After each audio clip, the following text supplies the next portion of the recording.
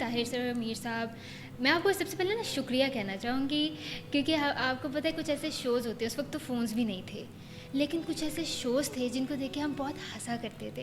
آپ ذرا ان کے بارے میں بتائیے, ڈار اور ڈارلنگ اور مذاکرات, کیا اسٹوری کیا تھی اس کے پیچھے؟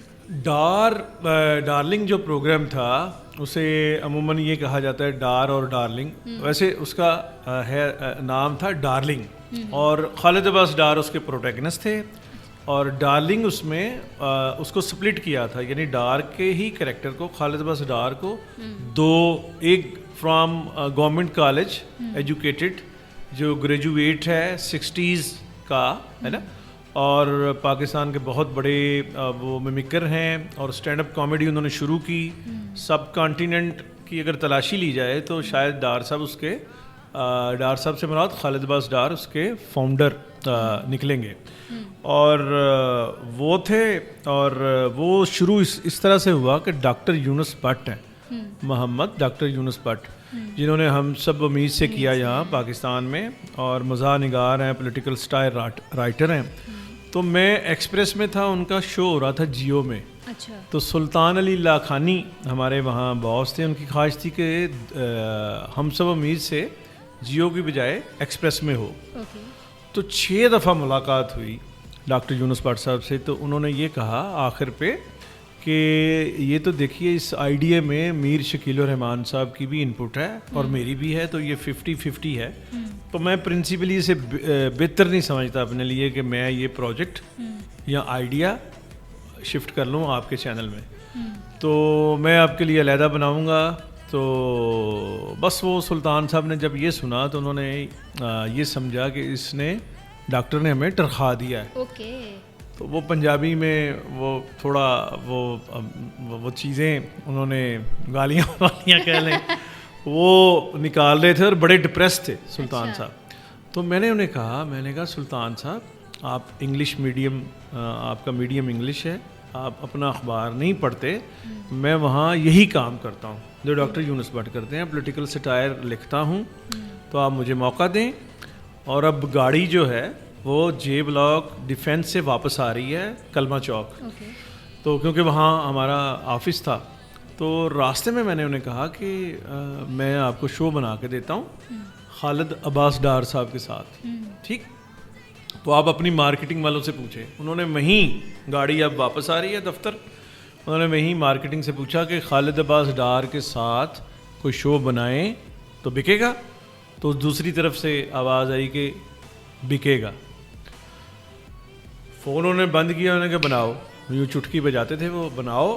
اور میرے پروگرام ڈائریکٹر تھے کرم اللہ گھومرو, اس وقت تک جو ان کی لینڈ کروزر تھی وہ واپس کلمہ چوک میں آ چکی تھی آفس میں, تو وہ فرسٹ فلور میں اپنے آفس چلے گئے. مجھے انہوں نے ڈائریکٹر پروگرامنگ سے ملوایا, انہوں نے کہا کیا آئیڈیا ہے؟ میں کہا آئیڈیا کوئی نہیں ہے, خالد عباس ڈار ہے.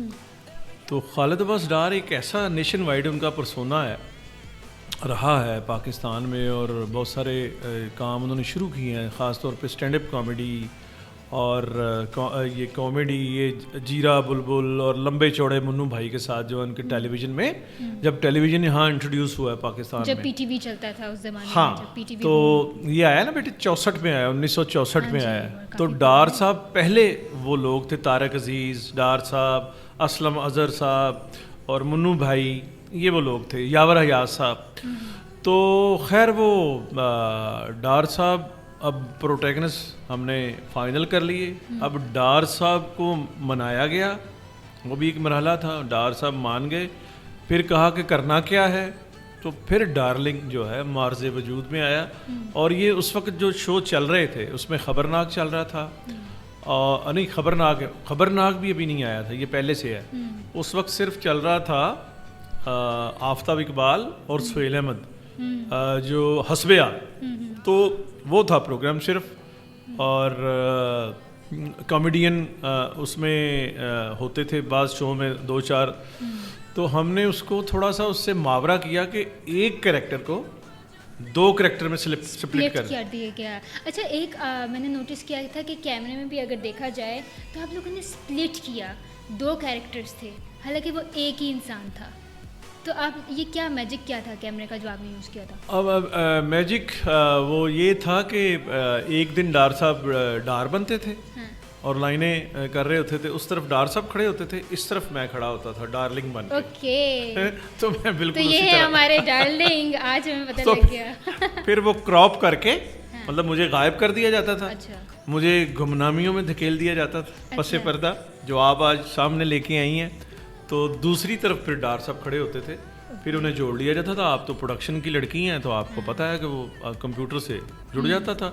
ڈار علیحدہ شوٹ ہوتا تھا, ڈارلنگ علیحدہ, اس کی نوڈنگ یہ وہ سارا کر کے, اور اسے یہ ٹیکنیکلی آزاد کیا تھا. ایک تو بجٹ اس سے کم ہوتا ہے نا ایک کریکٹر سے, کہ بھئی اس کو ہی دینا جو دینا ہے, اور دوسرا یہ کہ بلیک میلنگ, جب اس طرح آرٹسٹ جو ہیں مشہور ہو جاتے ہیں, کریکٹر کلک کر جاتے ہیں, تو وہ پھر پیسے کی وہ ڈیمانڈنگ جو ان کی ہوتی ہے اس پڑ جاتی ہے. ہاں کہ جی نہیں تو میں تو نہیں لواں گا. میں تو اچھا, آپ نے کبھی یہ فیس کیا اپنے کیریئر میں کہ اچھا آپ کے پاس آرٹسٹ آئے ہیں پھر بعد میں کہتے ہیں کہ نہیں یہی نہیں بیٹے, یہ تو کمپلشن ہے, یہ تو لازم و ملزوم ہے, یہ تو آپ یہ سمجھیں کہ بالکل ہوتا ہی ہے. یہ تو کوئی شاید کوئی ایک کریکٹر ہے, جیسے میر محمد علی ہیں, جیو میں ابھی تک بیٹھے ہوئے ہیں اور وہ کہیں مائیگریٹ نہیں ہوتے,